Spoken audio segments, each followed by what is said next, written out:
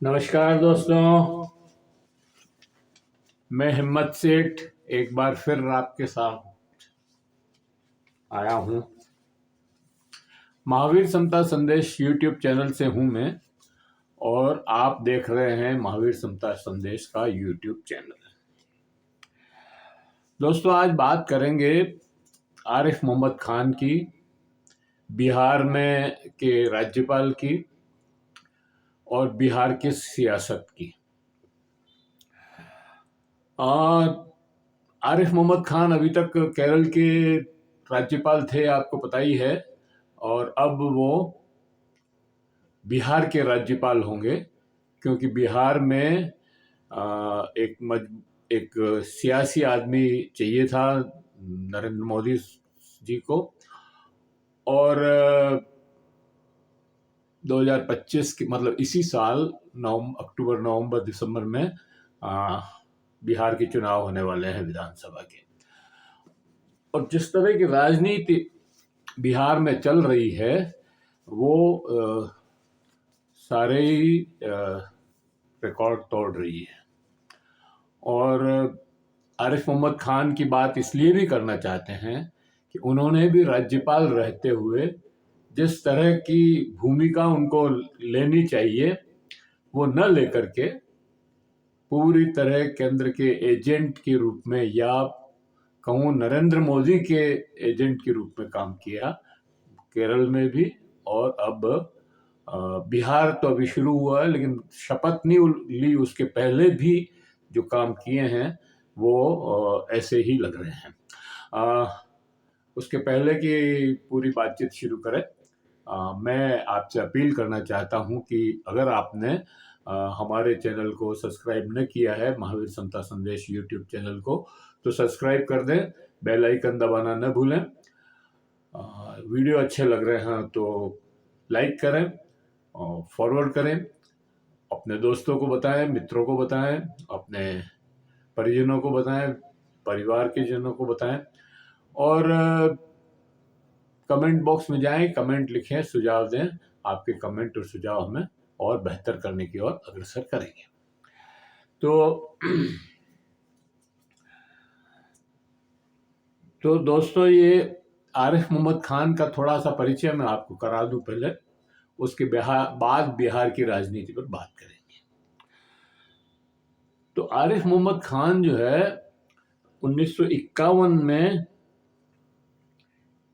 UP के शायद बुलंदशहर में पैदा हुए थे, और अलीगढ़ विश्वविद्यालय से आपने अपनी पढ़ाई पूरी की। एमए किया आपने शायद पॉलिटिकल साइंस में ही।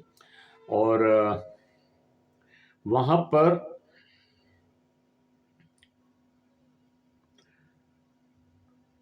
अलीगढ़ विश्वविद्यालय छात्र संघ के एक बार जनरल सेक्रेटरी रहे, एक बार अध्यक्ष भी रहे। और 1972 में आपने पहला चुनाव लड़ा और वो हारे।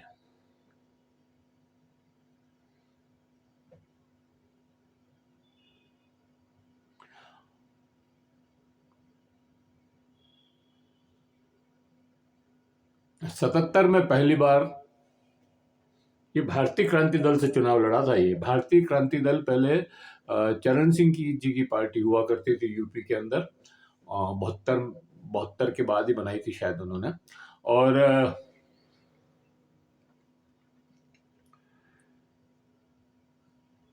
उससे भारतीय क्रांति दल को फिर 1974 में एक बड़ा गठबंधन बनाया भालोद करके, भारतीय लोक दल के नाम से, उसमें मर्ज कर दी थी। और उसमें मतलब भालोद में 7 पार्टियां मर्ज हुई थी, जिसमें उड़ीसा की उत्कल कांग्रेस, राजस्थान की जनता पार्टी और सोशलिस्ट पार्टी का राजनारायण ग्रुप, वो भी उसमें शामिल हुआ था। संयुक्त सोशलिस्ट पार्टी या सोशलिस्ट पार्टी जो भी हो उस समय, और स्वतंत्र पार्टी। इस तरह से कुल 7 पार्टियां थी जो उसमें शामिल हुई, और उसका नाम जो है भारतीय लोक दल रखा। उसके बाद 1977 में फिर भारतीय लोकदल का विलय हुआ जनता पार्टी के अंदर, क्योंकि इमरजेंसी लग गई थी। इमरजेंसी के बाद जनता पार्टी बनी और आरिफ मोहम्मद खान जो है 1977 में जनता पार्टी से विधानसभा का चुनाव जीते पहली बार। और 80 में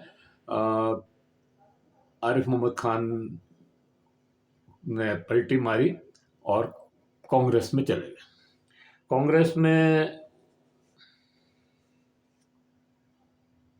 वो 1980 में कानपुर से चुनाव लड़े लोकसभा का और जीते, और 1984 में बहराइच से लोकसभा चुनाव जीते।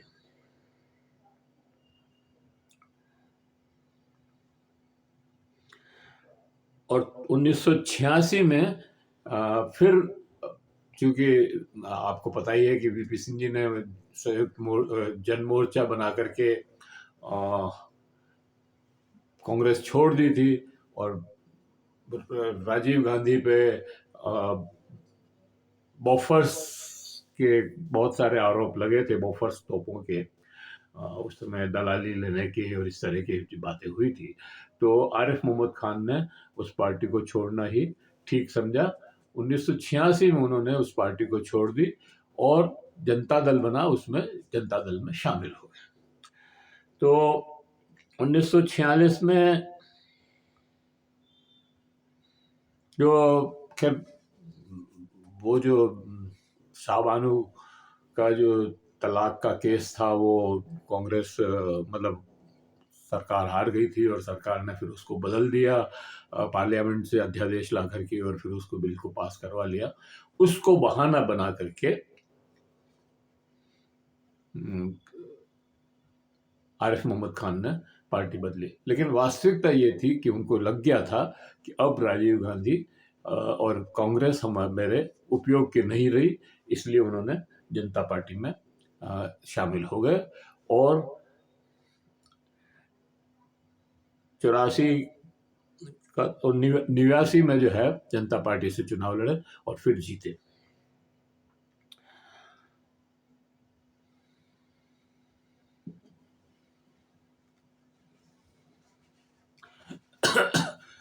वीपी सिंह की सरकार में कई पदों पर, कई विभागों के मंत्रालय के मंत्री रहे, लेकिन वो सरकार तो 90 में गिर गई और फिर कुछ साल तो आरिफ मोहम्मद खान जनता दल में रहे या छोड़ दिया जनता दल, पता नहीं, लेकिन 2004 में भाजपा में शामिल हो गए। उसी भाजपा में शामिल हो गए जिस भाजपा पर 2002 में अहमदाबाद में दंगे कराने का आरोप था और 1992 में बाबरी मस्जिद गिराने का आरोप था। तो उसी जनता पार्टी में, भाजपा में ये शामिल हो गए। और चूंकि उस समय अटल बिहारी वाजपेयी की सरकार थी और जो 2004 में चुनाव होने थे, और उस सरकार का नारा था फील गुड और शाइनिंग इंडिया। फील गुड और शाइनिंग इंडिया के घोड़े पर सवार वाजपेयी जी जो है पूर्ण बहुमत की तरफ का उनका सोच था कि हम पूर्ण बहुमत से जीतेंगे। तो आरिफ मोहम्मद खान कहाँ चूकने वाले थे, उन्होंने भी भाजपा ज्वाइन कर ली और चुनाव लड़े, लेकिन सरकार भी हार गई और आरिफ मोहम्मद खान भी हार गए। आरिफ मोहम्मद खान बिना हवा के और बिना लहर के जीत ही नहीं सकते। उन्होंने जो 2-3 चुनाव जो जीते हैं, इसी तरह 1972 में कांग्रेस की लहर थी, वो कांग्रेस में शामिल हो गए, जीत गए। 1980 में, 89 में जनता मोर्चा और संयुक्त मोर्चा और जनता दल की लहर थी, उस समय उसमें जीत गए। और 1984 में तो कांग्रेस की लहर थी ही, आप जानते हैं, फिर कांग्रेस में जाकर के जीत गए। तो आरिफ मोहम्मद खान अपनी राजनीति को, अपने आप को, अपने सिद्धांतों को, सिद्धांत तो उनके नाम के हैं लेकिन बदलते रहे और सत्ता के घोड़े पर सवार रहे। फिर अभी 2015-14 के बाद मतलब नरेंद्र मोदी के साथ हो गए और फिर उनको केरल का राज्यपाल बना दिया।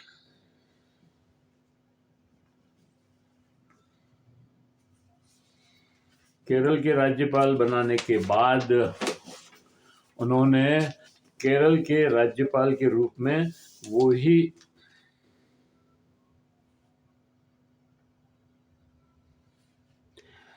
उस समय नरेंद्र मोदी को भी कुछ मुस्लिम चेहरों की तलाश थी, क्योंकि शाहनवाज हुसैन शायद उस समय हार गए थे या चुनाव नहीं, टिकट नहीं दिया था उनको, और ऐसे कुछ लोग चाहिए थे जो बिना टिकट के भी सेवा करें। तो आरिफ मोहम्मद खान उस समय उपलब्ध थे, उनको राज्यपाल बना दिया।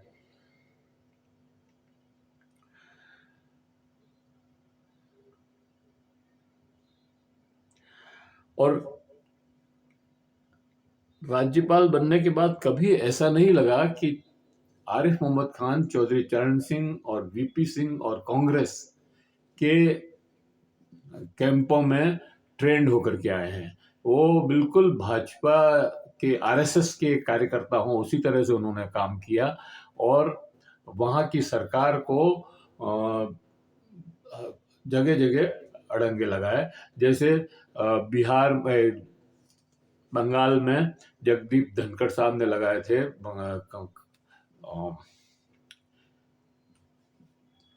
तृणमूल कांग्रेस की सरकार के ममता बनर्जी को जैसे उन्होंने काम नहीं करने दिया, वैसे ही आरिफ मोहम्मद खान ने केरल में भी काम नहीं करने दिया। कई बिलों पर बैठ गए, विधानसभा में पास बिलों पर आप बैठ जाओ, या तो उनको रिजेक्ट करो या उनको पास करो, लेकिन वो ऐसा नहीं किया। उन्होंने न राष्ट्रपति के पास भेजो, 2-2 साल तक उन्होंने दबा के रखा। फिर तो ये है आरिफ मोहम्मद खान। और आरिफ मोहम्मद खान उन्हें अब केरल से बिहार ट्रांसफ़र किया है। और क्यों ट्रांसफ़र किया है, जो मैंने आपको बताया कि वो उनको एक नरेंद्र मोदी को एक अपना राजनीतिक दलाल चाहिए था। वो राज्य अच्छा नहीं लग रहा है मुझे भी कि उनको दलाल के शब्द का उपयोग करूं, लेकिन वो हैं, तो एजेंट कह दो भली, दलाल कह दो, या उनका जो खास आदमी है उस तरह से उनके लिए काम करे। केवल मतलब राज्यपाल की भूमिका को छोड़ करके केवल नरेंद्र मोदी के लिए काम करे, ऐसे आरिफ मोहम्मद खान को बिहार में राज्यपाल की बनाया। अभी शपथ नहीं हुई थी, उसके पहले आरिफ मोहम्मद खान बिहार पहुंच करके मुख्यमंत्री के घर, उनके गांव, पटना में नहीं, वो मुख्यमंत्री पटना अपने गांव में थे, तो आरिफ मोहम्मद खान उनके घर बिहार में उनके गांव मिलने गए। ये और फिर आने के बाद वो प्रतिपक्ष के नेता कह दो या पूर्व मुख्यमंत्री राबड़ी देवी और लालू यादव से, जो राष्ट्रीय जनता पार्टी के नेता हैं, अध्यक्ष हैं राष्ट्रीय जनता दल के, उनसे मिलने गए।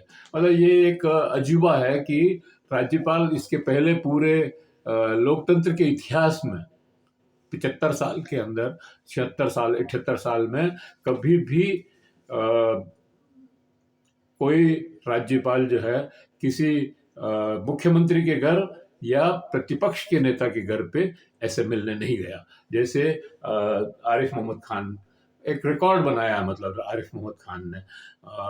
और क्यों गए, इसलिए कि बिहार में बहुत तेजी से राजनीति बदल रही है, और ऐसा कहा जा रहा है, ऐसा जो लोग जानते हैं वो ये बता रहे हैं कि नीतीश कुमार कभी भी पलटी मार सकते हैं और वो भाजपा और एनडीए को छोड़ करके इंडिया और कांग्रेस के खेमे में जा सकते हैं। और अभी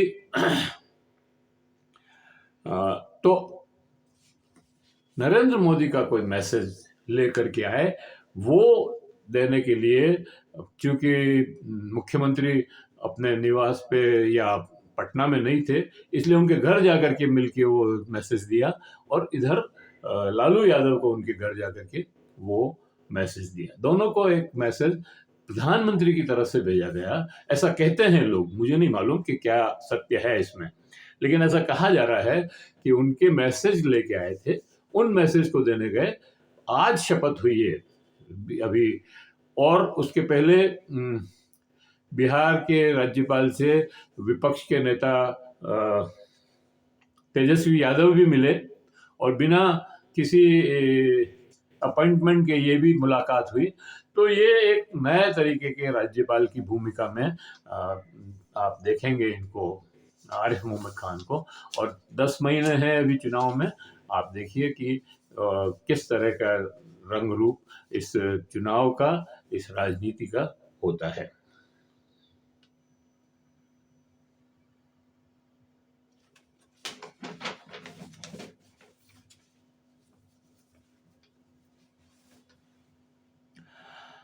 ये भी कहा जा रहा है कि मुख्यमंत्री अभी दिल्ली आए थे, और दिल्ली में सरदार स्वर्गीय मनमोहन सिंह जी जो प्रधानमंत्री, पूर्व प्रधानमंत्री थे, उनके निधन पर उनके परिवार से मिलने गए थे, संवेदनाएं व्यक्त करने गए थे। लेकिन वो कांग्रेस के नेताओं से भी मिले, शायद कांग्रेस दफ्तर में भी गए। लेकिन प्रधानमंत्री चाहते थे मुख्यमंत्री नीतीश कुमार से मिलना, लेकिन नहीं मिले। और नड्डा ने तो मैसेज भिजवाया था बकायदा कि आप मतलब मिलने के लिए मैसेज भिजवाया था। उनको भी ठेंगा दिखाते हुए नीतीश कुमार वापस अपना दौरा, 2 दिन का दौरा था वो कम करके वापस जो है पटना आ गए, और पटना आकर के अपने गांव गए। तो ये जो सर्कमस्टांसेस बन रहे हैं, जिस तरह से नीतीश कुमार जो है नरेंद्र मोदी को आंखें दिखा रहे हैं या उनकी तरफ से मुंह मोड़ रहे हैं, आंखें फेर रहे हैं, उन कंडीशन में इधर ये एक और डेवलपमेंट ये हुआ है कि भाजपा ने या भाजपा की सरकार ने, मतलब केंद्रीय सरकार ने अपने ईडी और सीबीआई को, जो उनके अग्र संगठन हैं भाजपा के, उनको मुस्तैद कर दिया। और उन्होंने जो है बिहार में उन्हीं के मतलब एनडीए के घटक दलों के नेताओं के यहाँ और उनके खास लोगों के यहाँ छापे मारे। पहले नीतीश कुमार के भी 2 खास जो अधिकारी थे उनके यहाँ छापे मारे, और इन्हीं सभी चीजों से नाराज होकर के नीतीश कुमार एनडीए से अलग होने की सोच रहे हैं। ये खबरें 1 महीने से लगभग आ रही है कि नीतीश कुमार बदलने वाले हैं, लेकिन नीतीश कुमार तो नीतीश कुमार हैं, वो बोलते नहीं है कुछ। अभी यात्रा, पूरे बिहार की यात्रा पे निकले हुए थे, लेकिन फिर भी ये माना जा रहा है कि सारी बातें तय हो गई है, और सिर्फ दिन तय करना है कि कब पलटी मारेंगे नीतीश कुमार। ये भी कहा जा रहा है कि नीतीश कुमार 15 तारीख तक, चूंकि वो खर मास है, मतलब दिन ठीक नहीं है, तो 15 तारीख बाद कभी भी पलटी मार सकते हैं। तो ये सब चीजें, इस बीच में आरिफ मोहम्मद खान की जो भूमिका है, जिस तरह की दलाली वो सब लोगों से घर घर जाकर के मिल करके कर रहे हैं, वो एक आश्चर्यजनक है।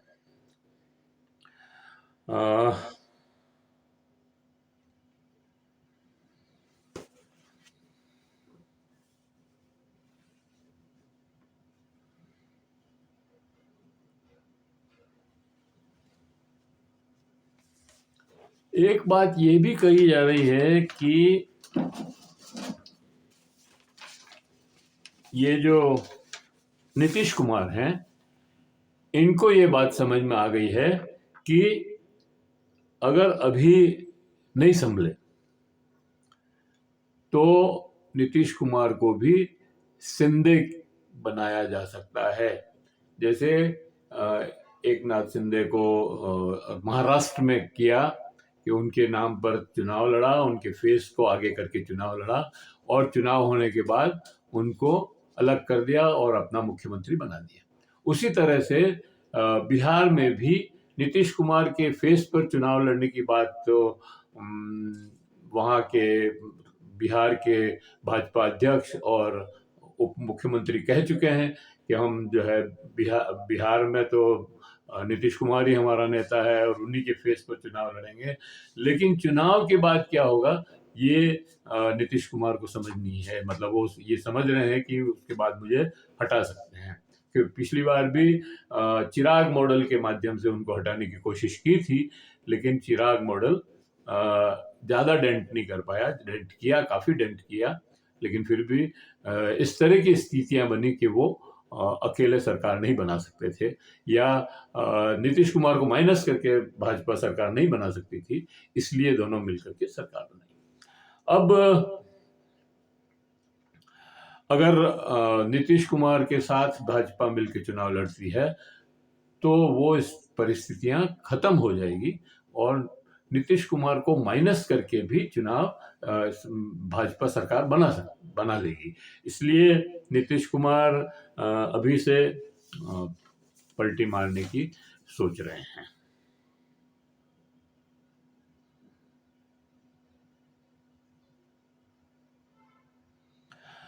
और उधर केंद्रीय मंत्री गिरिराज सिंह ने तो नीतीश कुमार को भारत रत्न देने की पेशकश की है।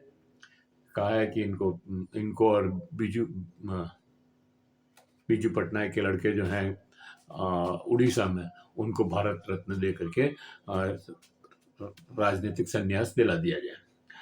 तो अब आप सोचने वाली बात ये है, मतलब ये तो ठीक है, कोई बात नहीं है, इनको भारत रत्न दो या नहीं दो, इनको पार्टी से निकालो, मतलब ये राजनीति से छुड़ाओ या ना छुड़ाओ, वो एक अलग बात मसला है। लेकिन सोचने वाली बात यह है कि भारतीय जनता पार्टी के लिए भारत रत्न भी एक सौदा है। वो पहले भी इस तरह की सौदेबाजी कर चुके हैं। बिहार में कर्पूरी ठाकुर को भारत रत्न देकर के नीतीश कुमार को अपने पाले में लेके आए, और यूपी में चौधरी चरण सिंह जी को, जो पूर्व प्रधानमंत्री और किसान नेता हैं, बड़े किसान नेता थे, उनको, उनके पोते को अपने एनडीए में लाने के लिए उनको भारत रत्न दिया गया। हालांकि भारत रत्न के वो बिल्कुल काबिल हैं दोनों ही लोग। कर्पूरी ठाकुर भी भारत रत्न के लिए बिल्कुल योग्य हैं और चरण सिंह जी भी योग्य हैं। लेकिन भारतीय जनता पार्टी ने भारत रत्न का दे करके एक सौदा किया, मतलब एक, तो ये जो व्यापार को, राजनीति को जो व्यापार बनाया है, ये कितना निंदनीय है, इस पर विचार करने की जरूरत है।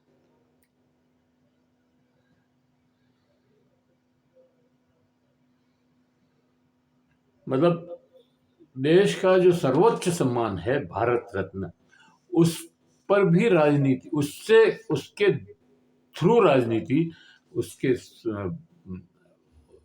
वर्सेस, मतलब उसको बेच करके राजनीति करना कितना, मतलब पाप का काम है, ये आपको देखने की जरूरत है।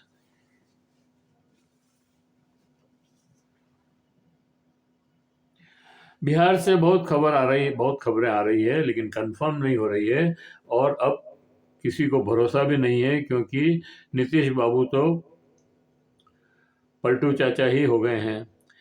उनका कैसे कोई विश्वास करे। बिहार में इंडिया गठबंधन भी नीतीश पर दाव लगा रहा है। कांग्रेस, राष्ट्रीय जनता दल नीतीश को अपने पाले में लाने का भरपूर प्रयास कर रहे हैं। देखते हैं ऊंट किस करवट बैठेगा। तो इसी टिप्पणी के साथ मैं इस वीडियो को समाप्त करता हूं, और आशा करता हूं कि आपको ये वीडियो पसंद आया होगा। अगर पसंद आया है तो आप हमें इस वीडियो को लाइक करें, फॉरवर्ड करें, और लोगों को भेजें। कमेंट बॉक्स में जाएं, कमेंट लिखें, सुझाव दें, और आपके कमेंट और सुझाव हमें बहुत आगे अच्छा करने की तरफ अग्रसर करेंगे। अगर आपने अभी तक हमारे चैनल महावीर समता संदेश को सब्सक्राइब न किया है तो सब्सक्राइब कर लें, बेल आइकन दबाना न भूलें। धन्यवाद। फिर मिलते हैं एक नए वीडियो के साथ। Okay, thank you.